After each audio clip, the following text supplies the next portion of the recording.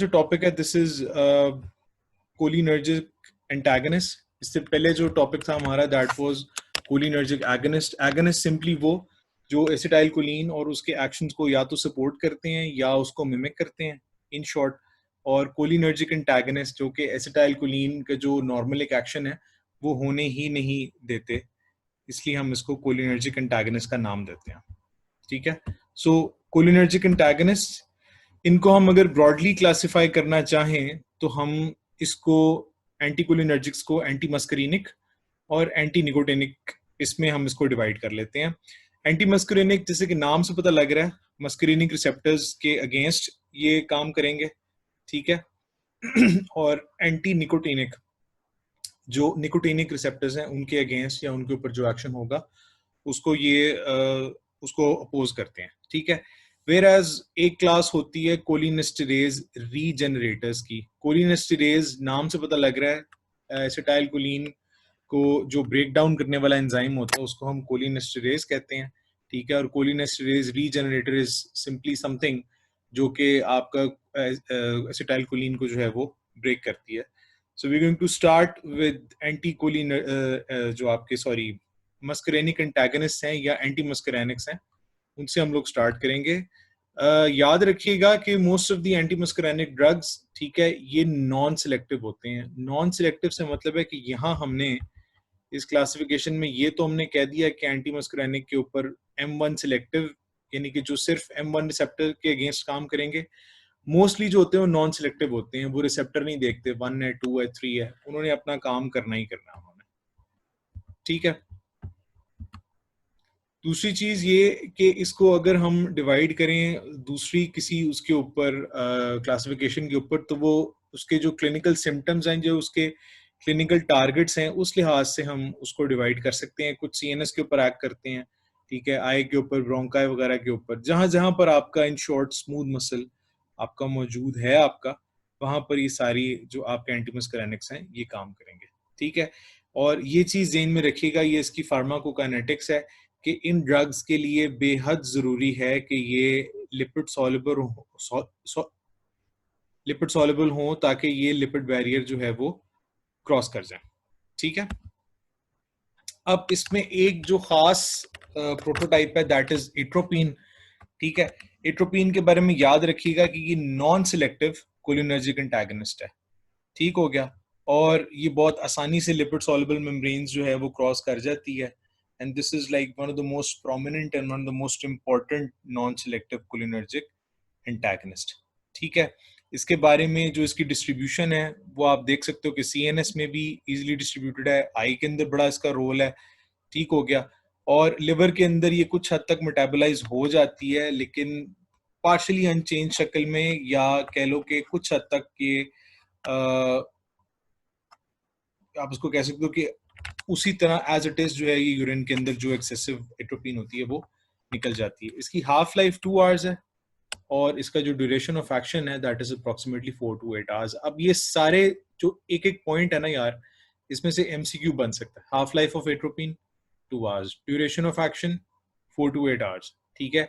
कहाँ के ऊपर जाकर ये इसकी जो एलिमिनेशन है अगर उसके बारे में चीज पूछी जाए, partially metabolised in the liver, ठीक है। और मतलब अगर 50 ग्राम्स आपने लिया तो 50 में से 25 जो है वो 25 की 25 एज इट इज एट्रोपिन की शक्ल में यूरिन के थ्रू रिलीज हो जाएगी, वहां से निकल जाएगी। ये mechanism of action of muscarinic antagonist, याद रखिएगा कि they are competitive pharmacological antagonist, ठीक है। एंटागनिस्ट का आपको मतलब पता है कि ये जो एक नॉर्मल फंक्शन हो रहा है उसको अपोज करता है, और कंपेटिटिव वर्ड तुम लोगों को पता है कि कंपटीशन से निकला है, ये compete करेगा फॉर द रिसेप्टर साइट। अगर तुम लोग यहाँ पर देखो तो ये एट्रोपिन है, ये ब्लू कलर वाला, लाइट ब्लू कलर वाला, ठीक है, माशाल्लाह तीनों रंगी एक जैसे हैं। ये एट्रोपिन है। ये डार्क ब्लूइश जो है दिस इज स्कोपोलामीन। स्कोपोलामीन भी एक फार्माकोलॉजिकल आपका मस्करेनिक एंटागनिस्ट है। एट्रोपिन भी मस्करेनिक एंटागनिस्ट है। ये एसिटाइल कोलिन है, ये जो थोड़ा जिसको उर्दू में कहते हैं ना फिरोजी कलर का जो है, ये एसिटाइल कोलिन है। Acetylcholine is supposed to be attaching itself to the muscarinic receptor, लेकिन आपका एट्रोपिन यहाँ पर आकर एंटागनिस्ट जो है वो अटैच कर जाएगा और इस साइड के लिए compete करेगा विथ स्कोपोलामीन। ठीक हो गया। Blocking effects can be overcome by increased concentrations of muscarinic agonist। ये याद रखिएगा कि अगर इसके ऊपर एट्रोपिन आकर लग गया है और आपने इसका इफेक्ट रिवर्स करना है, तो आपने जो मस्करेनिक एगनिस्ट हमने पिछले चैप्टर में पढ़े थे ना, जिसमें कि एसिटाइलकोलिन खुद भी जो है वो भी उसमें शामिल है, आप अगर उनकी कॉन्सेंट्रेशन बढ़ा देंगे तो ये रिसेप्टर साइट्स जो हैं वो इसके छोड़ देंगे। ठीक है, इसलिए याद रखें कि एसिटाइलकोलिन की मिकदार बढ़ाने से आप इसके ब्लॉकिंग इफेक्ट्स जो यहाँ पर फार्माकोलॉजिकल जो इसका एंटागनिस्ट कंपटीशन वाला आ रहा है ना, उस इफेक्ट को आप हटा भी सकते हो।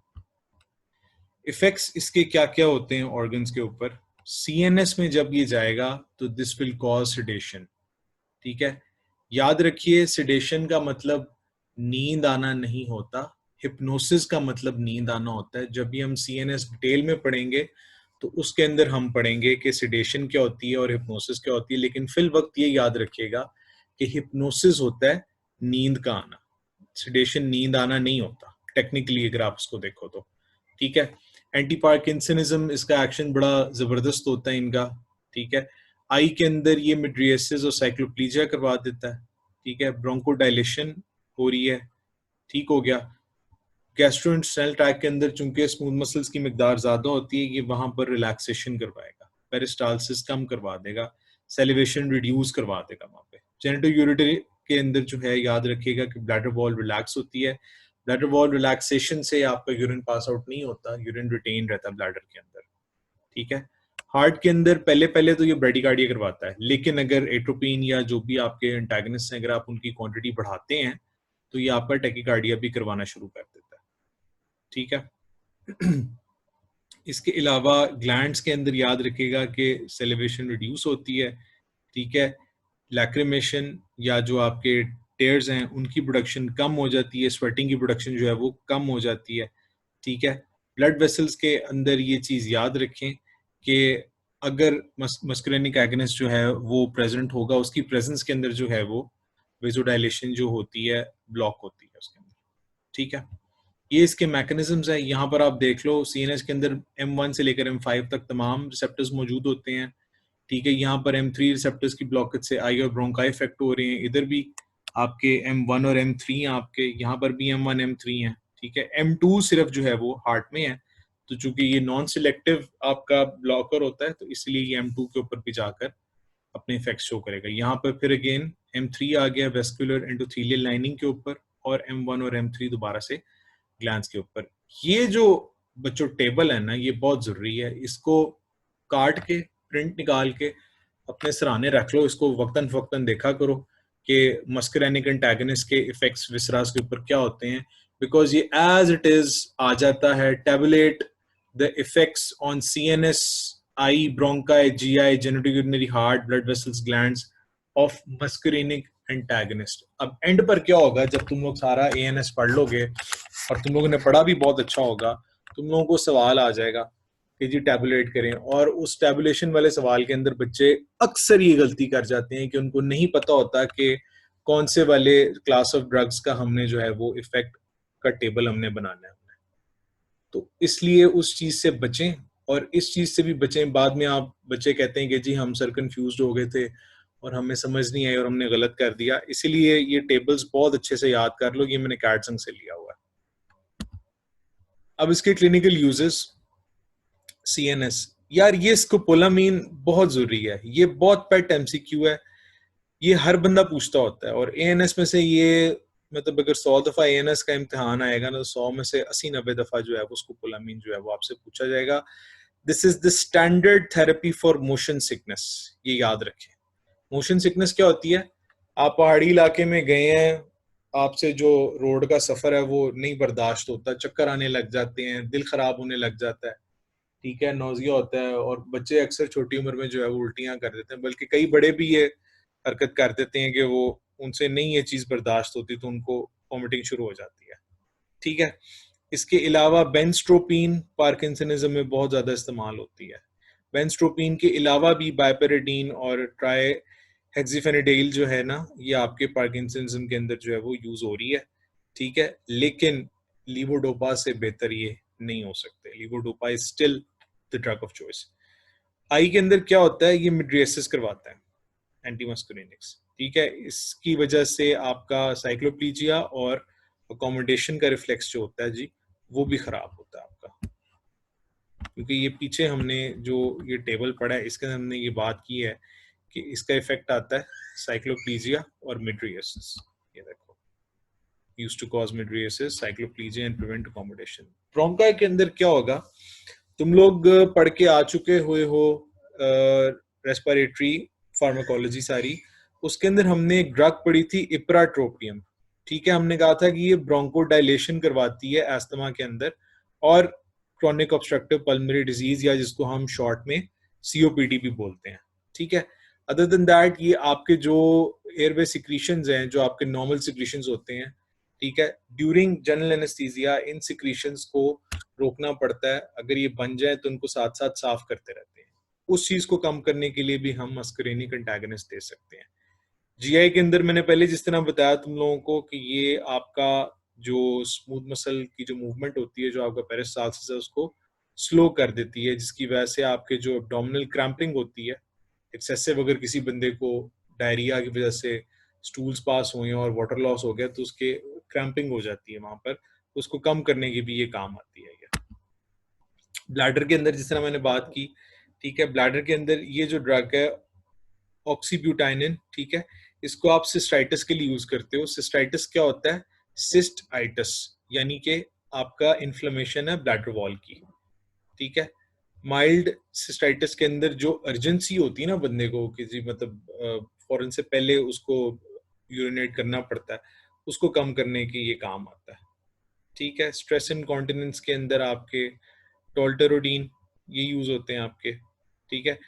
फिर इसके अलावा जो कोलिनेस्ट्रेज इनहिबिटर इंटॉक्सिकेशन है, ठीक है। Cholinesterase inhibitor intoxication is basically जब आपको कोलिनेस्टेरेज इनहिबिटर्स बहुत ज्यादा दे दिए जाएं, ठीक है, तो उसमें क्या होता है कि आपकी एसिटाइल कोलिन बिल्कुल आपकी जो होती है वो खत्म हो जाती है, आपकी वहां पर बहुत ज्यादा हो जाती है। उसको कम करने के लिए फिर आप एट्रोपिन देते हो, मोस्टली पारेंटरली दी जाती है, आपका आईवी या आईएम दी जाती है आपके, ठीक है। अब इसकी टॉक्सिसिटी देखो। Before I go into toxicity, एक फिल्म आई थी, फिल्म कह लो उसको आप, या उसको एक नॉवल आया था बेसिकली, जिसकी बाद में फिल्म बनी थी एलिस इन वंडरलैंड के नाम से, ठीक है। अब आई एम नॉट श्योर कि तुम लोगों ने वो देखी हुई है या नहीं देखी हुई। बहरहाल तुम लोगों को ना उसका एक थोड़ा सा मैं क्लिप यहाँ पे दिखाता हूँ।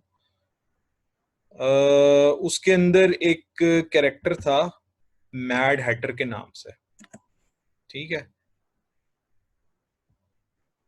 इसका मेरे पास एनिमेटेड वर्जन पड़ा हुआ है, let me show you guys.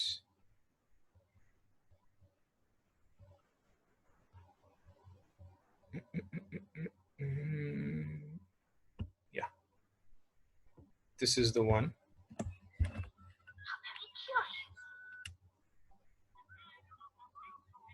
This is Alice from Alice in Wonderland. ये इसका बहुत शुरू का वर्जन है, जो एनिमेटेड वर्जन आया था। Please don't mind the quality.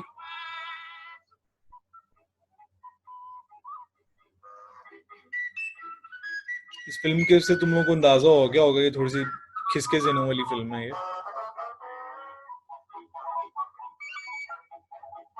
This guy, एक मिनट तुम लोगों को दिखाता हूँ मैं।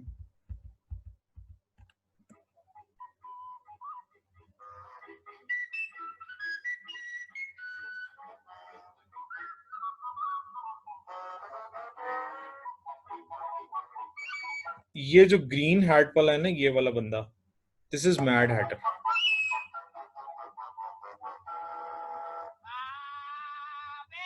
जरा इसकी हरकतें देखना।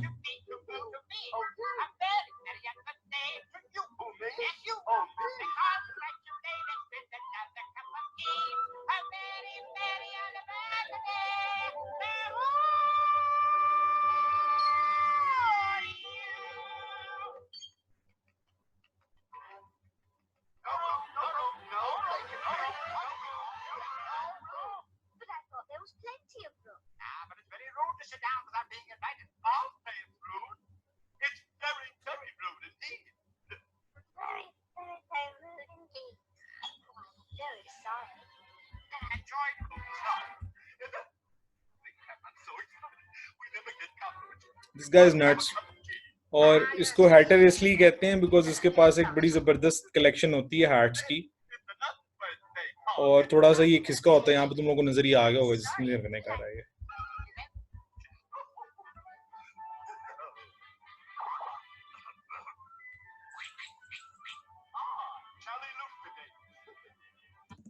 ठीक है, वापस आ जाओ आप, बहुत फिल्में देख ली हैं तुम लोगों ने।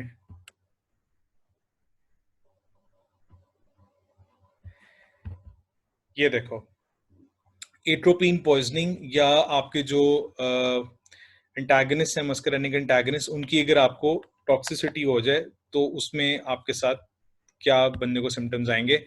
नंबर एक, this guy is mad Hatter. ये देखो इसका हैट देखो, वही 10/6 वाला। ठीक है, इसके जो सिम्टम्स याद करने का तरीका होता है ना एट्रोपिन पॉइजनिंग के या इसके, उसमें ये 3 से 4 पॉइंट्स होते हैं। नंबर एक, ड्राई एज अ बोन। ठीक है, hot as a hare. Hare कहते हैं ये इसको, खरगोश को। वैसे इस जो तुम लोगों की बुक है ना कैटजंग, उसके अंदर लिखा हुआ है हॉट एज अ पिस्टल। ठीक है, red as beat.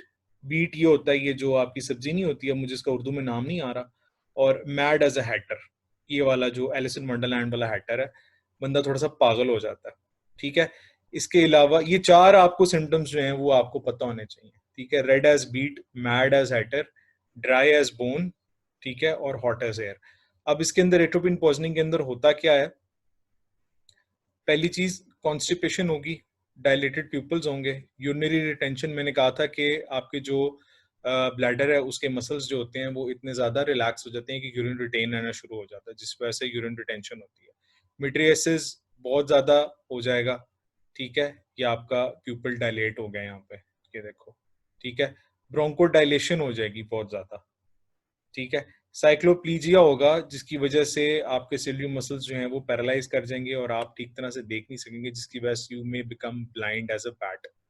Tachycardia, heart rate तेज होता है। ठीक है, ड्राई माउथ जैसे मैंने पहले कहा, dry as a bone. Dry as a bone इसलिए है बिकॉज हमने पीछे यहाँ पे पढ़ा था कि ये जो आपके टेबल की तरफ देखो अगर, तो आपको ये अंदाजा होगा कि आपके जितने लैक्रिमेशन, ठीक है, आपका स्वेटिंग, ये सारी आपकी बहुत ज्यादा रिड्यूस हो गई आपकी, जिसकी वजह से बंदा जो है वो बिल्कुल इस तरह जैसे पानी की कमी, खुश्क हो जाता है, पानी की कमी तो नहीं, खुश्क हो जाता है। ठीक है, रेड इज अ बीट क्योंकि उसकी स्किन जो है वो फ्लश हो जाएगी वेजोडाइलेशन की वजह से। ठीक है, मैड एज अ हैटर। ठीक है, उसको डिसोरिएंटेशन होगी, हेलुसिनेशंस होंगी उसको। ठीक है, और उसको एजिटेट होगा, वो थोड़ा जिस तरह बंदा पागल नहीं हो जाता उस तरह की हरकतें करेगा। ठीक है, अब इस चीज का हल क्या है, इस चीज की का जो ट्रीटमेंट है दैट इज फाइसोस्टिग्मीन, या फाइसोस्टिग्मीन को आप इसका एंटीडोट भी कह सकते हो। फाइसोस्टिग्मीन लगाने से ये सारे जो इफेक्ट्स हैं ये रिवर्स हो जाते हैं। ठीक है, और एट्रोपिन जो है वो बेसिकली वर्ड निकला हुआ है एट्रोपा बेलाडोना से। एट्रोपा बेलाडोना की अगर आप हिस्ट्री पढ़ो तो एट्रोपा बेलाडोना जो है वो 2 जगहों पर इस्तेमाल होता था। एक तो होता था ये तीरों के अंदर ना जहर भर देते थे, एट्रोपिन। ठीक है, जिस पौधे से ये प्रॉब्लम निकलता था, तो उससे ये सारे अनडिजायरेबल इफेक्ट्स आते थे उससे।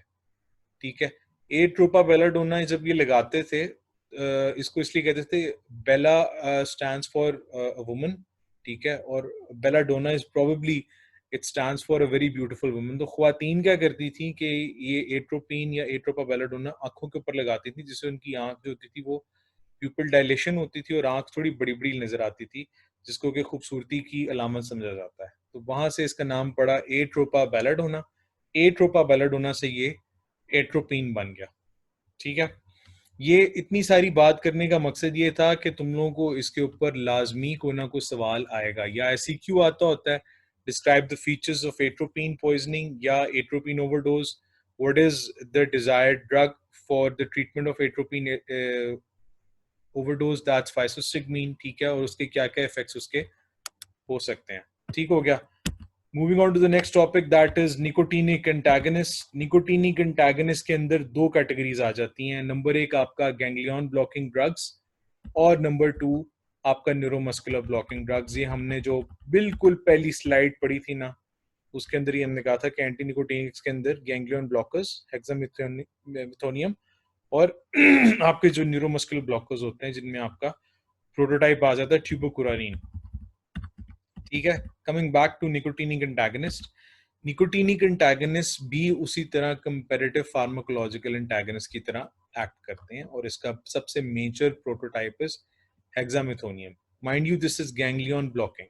ठीक है, अब ये जो होता है, चूंकि ये निकोटिनिक रिसेप्टर्स के ऊपर जाकर एक्ट करता है और कंपटीशन प्रोवाइड करता है निकोटीन को, तो इसको हम यूज करते हैं in the form of nicotine gum या पैचेस। जिन लोगों को सिगरेट की एडिक्शन होती है उनको दी जाती है ये। इसके अलावा आपकी जो है वेरेनिसिलिन, ठीक है, ये भी ओरली देते होते हैं, ये भी इस एडिक्शन के काम आती है। ठीक है, स्मोकिंग सेसेशन में, स्मोकिंग को रोकने में, कम करने में हेल्प करती है ये। ठीक है, इसका जो मेन साइड इफेक्ट है दैट इज पोस्चरल हाइपोटेंशन। ठीक है, यानी कि पोस्चर चेंज करने से अचानक जो ब्लड प्रेशर चेंज होता है, ब्लड प्रेशर रादर ड्रॉप करता है, उसको हम पोस्चरल हाइपरटेंशन कहते हैं। क्यों? क्योंकि ये वीनस पूलिंग करा देता है, जो आपकी वेन्स है वहां पर ब्लड ज्यादा इकट्ठा होना शुरू हो जाता है, और जिसकी वजह से जब आप अचानक आपका पोस्चर चेंज होता है, अगर आप बैठे हैं तो आप खड़े हो जाएं तो आपका ब्लड प्रेशर एकदम बहुत मैसिवली ड्रॉप करता है। इसको हम पोस्चरल हाइपोटेंशन कहते हैं, सॉरी। इसके जो इफेक्ट्स आते हैं ये बहुत इंपॉर्टेंट है, ये भी कैजन से टेबल लिया गया है। ठीक है, सीएनएस की भी हमने बात की तो हमने कहा कि एंटी निकोटीनिक इसका एक्शन होता है, जिसकी वजह से ये निकोटीन की क्रेविंग को जो है उसको कम कर देता है। ठीक है, टोरेट सिंड्रोम एक और सिंड्रोम है जिसके अंदर बंदा हकलाता है और उसके बोलने में उसको प्रॉब्लम आती है। एक फिल्म आई थी कुछ साल पहले, हिचकी, रानी मुखर्जी की, उसके अंदर उस बेचारी को ये होता है मसला। और वो फिल्म भी जो थी वो, खैर वो तो उसके तो क्लिप मेरे पास नहीं है बिकॉज आई पर्सनली फील कि इंडिया की फिल्में नहीं देखनी चाहिए। आई के अंदर ये फिर मिड्रिएसिस और साइक्लोप्लीजिया करवाएगा, ब्रोंकाई के ऊपर इसका ज्यादा इफेक्ट नहीं आता। ठीक है, इसलिए आप उसको छोड़ भी सकते हैं। जीआई के अंदर there is a mark reduction of motility, इतनी ज्यादा कि ये कॉन्स्टिपेशन भी करवा सकता है। ठीक है, और ब्लैडर की जो कंट्रैक्टिलिटी है वो भी कम हो जाती है। ठीक है, इसके अलावा इरेक्टाइल डिसफंक्शन भी ये कॉज करवा सकता है। ठीक है, हार्ट के अंदर इसका क्या इशू है कि हार्ट के अंदर ये टैकीकार्डिया ही करवाता है। हमने जिस तरह पहले ड्रग्स के बारे में कहा ना कि वो इनिशियली ब्रेडिकार्डिया करवाते हैं, लेकिन after that they tend to go towards tachycardia. ठीक है, वेसल्स के अंदर there is massive reduction in venous tone, जिसकी वजह से आपका जो हाइपोटेंशन है वो होती है, वीनस पूलिंग होती है ब्लड की, और रिडक्शन इन तमाम सिक्रीशंस की, सेलिवेशन की भी, लैक्रिमेशन की भी, स्वेटिंग की भी, और वो बंदा फिर उसी ड्राई एज अ बोन वाली स्टेट के अंदर जा रहा है। सेकंड जो इसकी कैटेगरी है जी, that is a neuromuscular blocking category, और उसके अंदर आप याद रखिएगा कि स्केलेटल मसल रिलैक्सेशन अचीव करने के लिए न्यूरोमस्कुलर ब्लॉकर्स दिए जाते हैं। ठीक है, स्केलेटल मसल रिलैक्सेशन हम अचीव करते हैं एनेस्थीसिया के अंदर। ठीक है, जब हम जनरल एनेस्थेटिक्स पढ़ेंगे तो उसमें इंशाल्लाह इसको हम फर्दर डिटेल में डिस्कस करेंगे। ठीक है, साथ ही साथ मैकेनिकल वेंटिलेशन, जो वेंटिलेशन बंदा अपने तौर पर नहीं करता, जिसके लिए हमें असिस्टेड कोई मशीनरी या कोई और चीज चाहिए होती है, उसको हम मैकेनिकल वेंटिलेशन कहते हैं। जो वेंटिलेटर आजकल लफ्ज चला हुआ है, वेंटिलेटर का काम मैकेनिकल वेंटिलेशन प्रोवाइड करना होता है। ठीक है, लास्ट इसकी जो टाइप हमने कहा था वो थी कोलिनेस्टेरेज रीजेनरेटर की। तो उसके अंदर एक ही आपका प्रोटोटाइप है, दैट इज प्रेलिडॉक्सिम। और प्रेलिडॉक्सिम जो होता है ये ऑर्गेनोफॉस्फेट पॉइजनिंग, मैंने पिछले लेक्चर में भी बात की थी, ऑर्गेनोफॉस्फेट पॉइजनिंग को काउंटर करने के लिए जो है ये इस्तेमाल होता है ज्यादातर। ठीक है,